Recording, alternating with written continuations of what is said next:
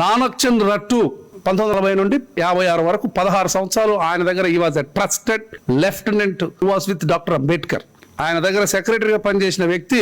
అయితే ఈయన 4వ తేదీ వెళ్తూ, బాబాసాహెబ్ ఇట్స్ ఆల్రెడీ 11 o'clock, 12 బజే అవ్వా, మీరేమో నిద్రపోలేదు, మీ ఆరోగ్యం బాగలేదంటే, నో రత్తు ఇంకాసేపు రాస్తారని అటు ఇటు తిరిగాడు. ఆయన ఇంటికి వెళ్ళిపోయాడు. ఈయన రాసుకుంటా ఈ డయాబెటిక్ వలన కాలు కొంచెం ఇదైతే ఆ కాలు ఫ్యాను కట్టుకుని వంగి ఒక పక్కకు పోయి రాస్తూ ఉన్నప్పుడు తిరిగి 5వ తేదీ మార్నింగ్ ఆయన 7 గంటలకు వచ్చాడు. రత్తు వచ్చేప్పటికి ఇంకా రాస్తూ ఉన్నాడు. చూసి, ఏంటి రత్తు నువ్వు ఇంటికి వెళ్ళలేదా అన్నాడంట.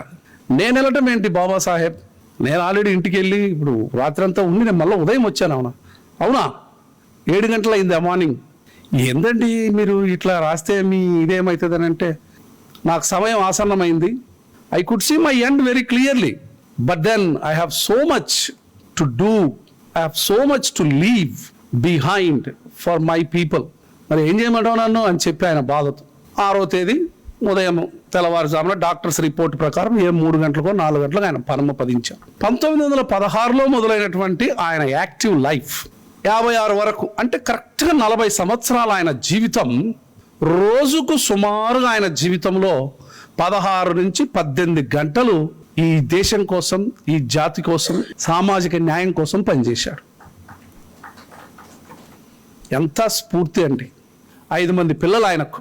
మీకు తెలుసో లేదో, ఆయన చదువు పూర్తి వచ్చిన వెంటనే నాకు తెలిసినంత వరకు సుమారుగా more than dozen offer letters వచ్చినాయి ఆయనకు.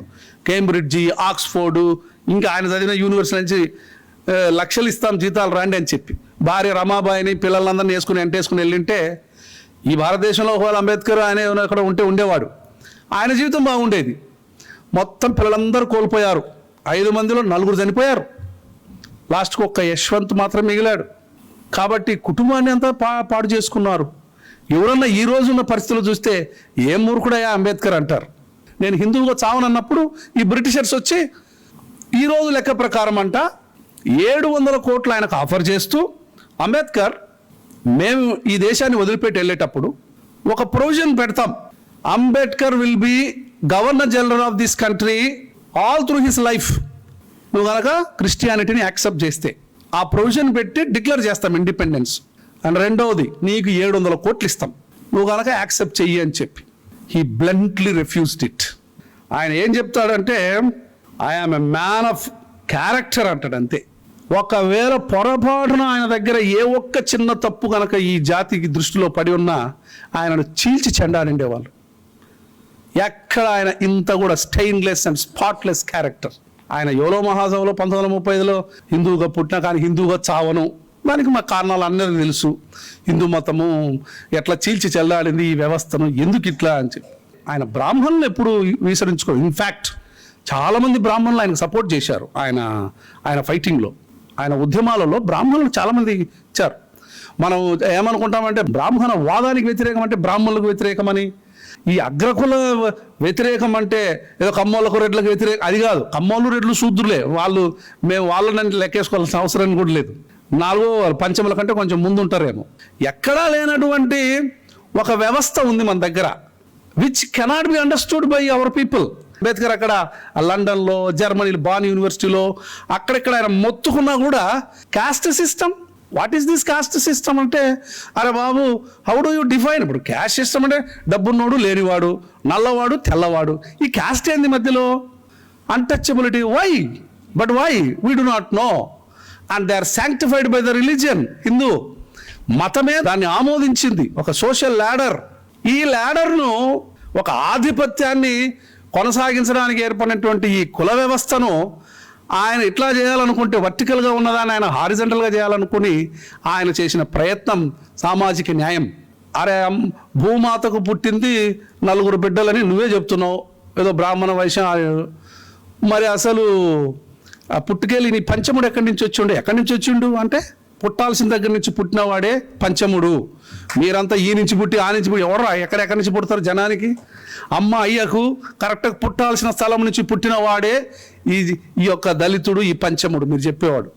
When the prime minister, president and people are officially practicing certain religion, ఒక పర్టికులర్ సొంతగా ఉండటం వేరు, but representing the whole nation, జాతి మొత్తానికి నువ్వు ప్రాతినిధ్యం వహిస్తూ నువ్వు ఎవరి దగ్గర వెళ్ళి మోకరిల్లి నీ ఇష్టం వచ్చినట్టు చేసి నేను ఒక లౌకికవాదిని అంటే తప్ప. లౌకికవాదం లేదు భారతదేశంలో.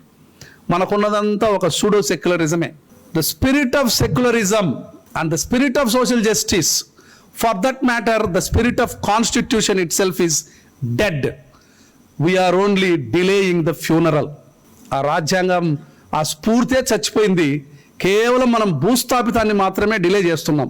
దాన్ని కనుక ఏమి చేయకుండా కొత్త నిర్మాణం కనుక జరగకపోతే ఆ కంపు ఆ కుళ్ళు వాసనలు మనకు తప్పవు. మనకేదో సబ్ ప్లాన్ మీ అందరూ తెలుసుగా, మామూలుగా ప్రతి రాష్ట్రంలో భారతదేశంలో కూడా out of the total budget outlay మనకు వచ్చే 2,70,000 కోట్లు మన రాష్ట్ర బడ్జెట్. అందులో నీకు 22% ఖర్చు పెట్టాల్సింది ఎస్సీ ఎస్టీలకు. అందులో నుంచి తీసి 125 అడుగుల విగ్రహం పెట్టడం అంటే it's a biggest conspiracy taken up by the governments. So మన నోర్లు ముయ్యడానికి మన పిల్లల చేతనే ఒక మేనియా సృష్టించి కేసీఆర్ సెక్రటరీ దగ్గర 120 అడుగుల అది పెడుతున్నాడు. బట్ నువ్వు చేస్తున్న నీ హిడెన్ ఎజెండా ఏంది? To silence you. మన నోర్లు నొక్కి సమస్యలు పరిష్కరించాలంటే ఎట్ట అవుతుందండి? ఏం లౌకిక రాజ్యం అవుతుంది? అంబేద్కర్ చేసింది అంబేద్కరిజం కాదు, గుర్తుపెట్టుకోండి. What Ambedkar thought of accomplishing and what Ambedkar has left for us to accomplish. ఆయన ఏం చెయ్యాలనుకున్నాడో అది అంబేద్కరిజం. మనం ఏం చేయాలని ఆయన కోరుకున్నాడో అది అంబేద్కరిజం. అలాంటి అంబేద్కరిజం ఫరెడ్ విలాలని కోరుకుంటూ ధన్యవాదాలు. జై భీమ్.